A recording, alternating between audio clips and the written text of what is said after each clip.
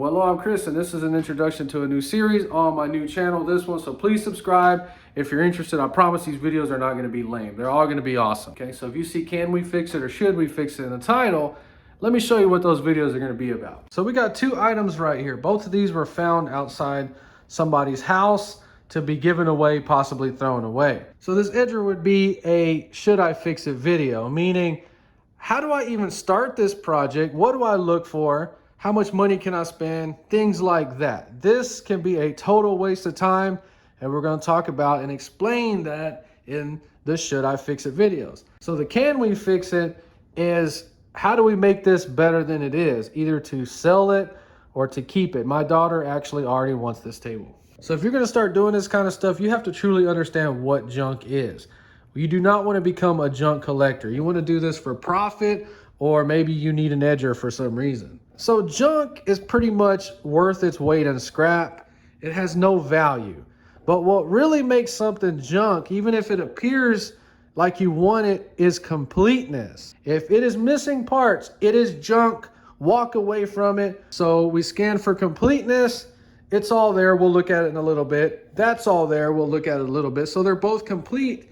But at first glance, I'm going to tell you right now, this is the junk. If I had to pick one of these, I would pick this table. And you know why? So when you pass by a junk collector's yard, you don't ever see a yard full of tables like this. You'll usually find a yard full of this kind of stuff. And if somebody's throwing it away, we already know it doesn't run.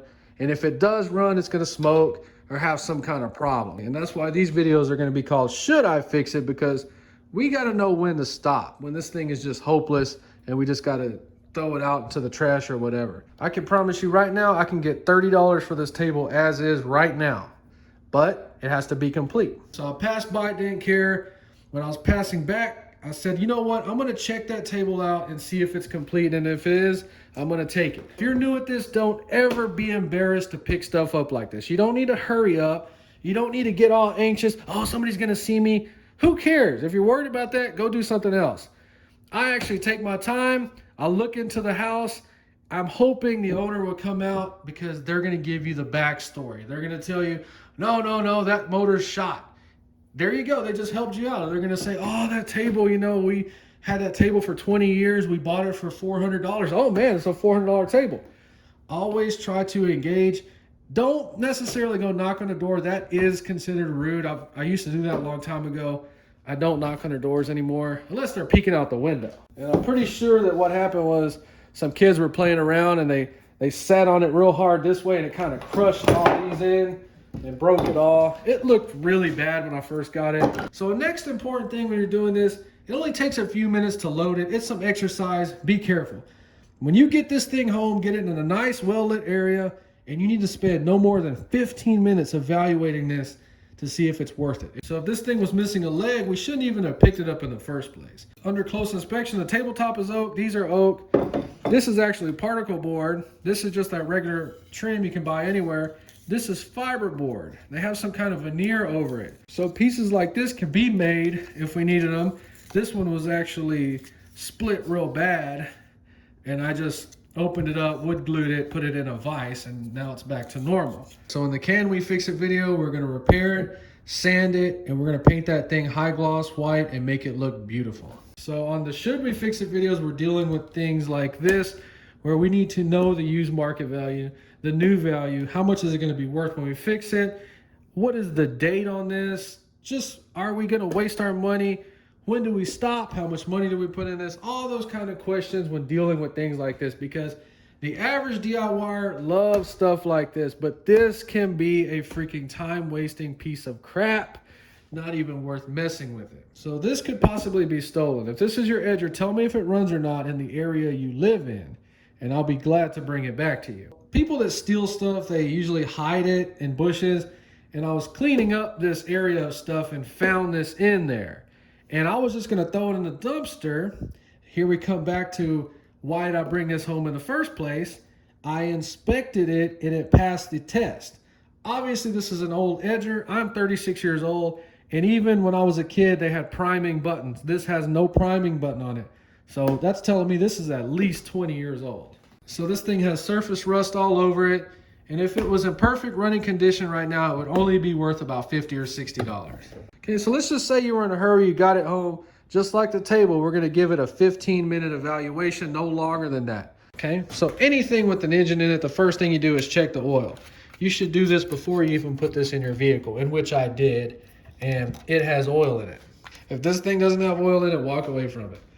If the spark plug is missing, walk away from it. If the gas tank, all the throttle and stuff is taken apart and loose, walk away from it. So the second thing with something like this is pull the string. Even a child should be able to pull it. We're not trying to start it. We're just trying to see if the motor's locked up, and it feels fine. So if the pull string is missing, that can actually be a good thing, and maybe it just broke.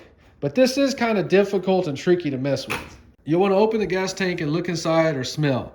Now, it's red, it's rusty, and it smells just like varnish. It does not smell like gas. So right off the bat, we know that we're gonna have to take all this apart, the carburetor, everything. So if you're not down for something like that, walk away from it. So understanding the value of it is very important, because if we spend a couple hours on it, $40, $50, $60 would still be worth it.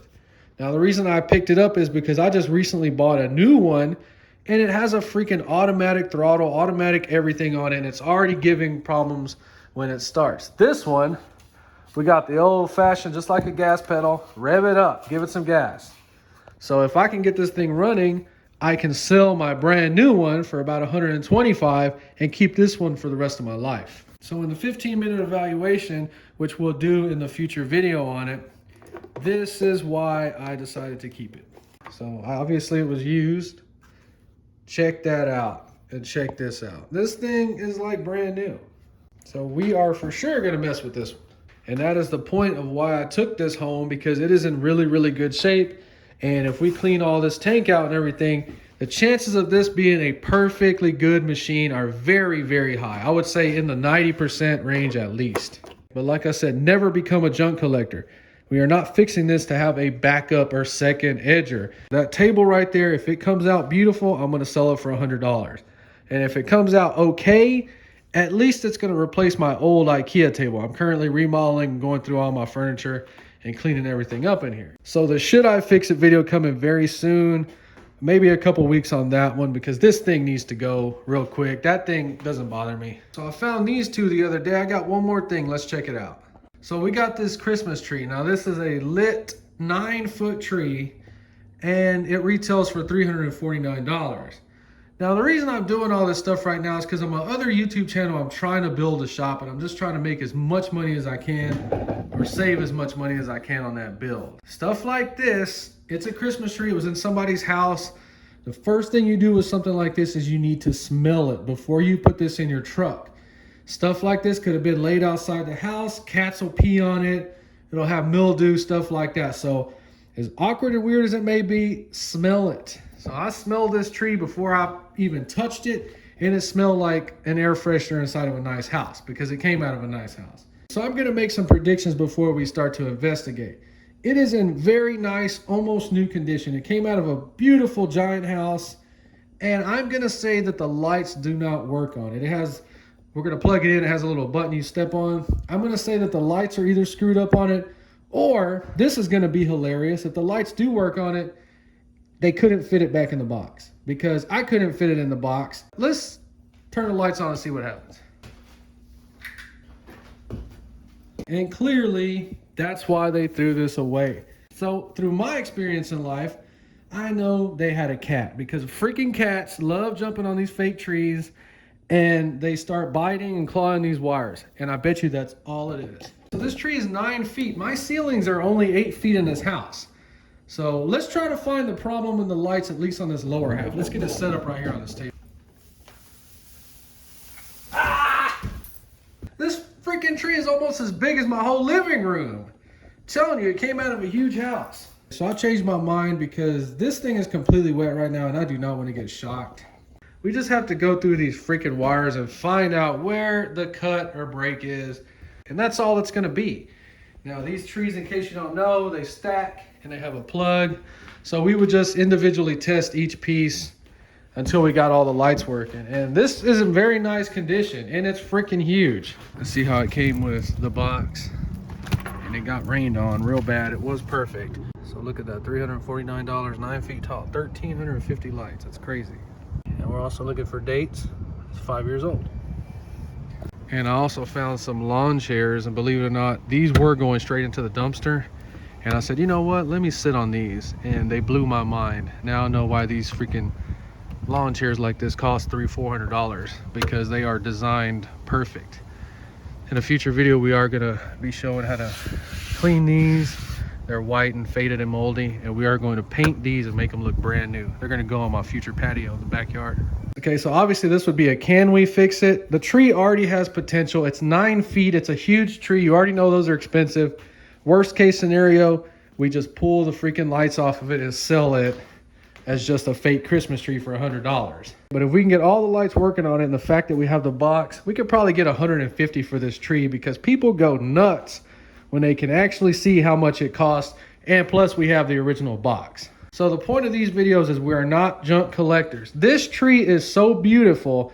And if my ceilings were 10 feet, I'd be keeping this tree right now and selling my 6-foot tree. Okay, maybe not. My 6-foot tree has different colors and different patterns, so maybe I wouldn't, but this is a beautiful tree and it's not cheap. Trust me, the one I got is way thinner than this. This looks real. I like it. So if you like stuff like that, please subscribe. I promise none of my videos are going to be boring. I'm not going to rant. I answer all my comments. I welcome any kind of comments, good, bad, ugly. I don't care. If you enjoyed this video, please like and subscribe, and thanks for watching.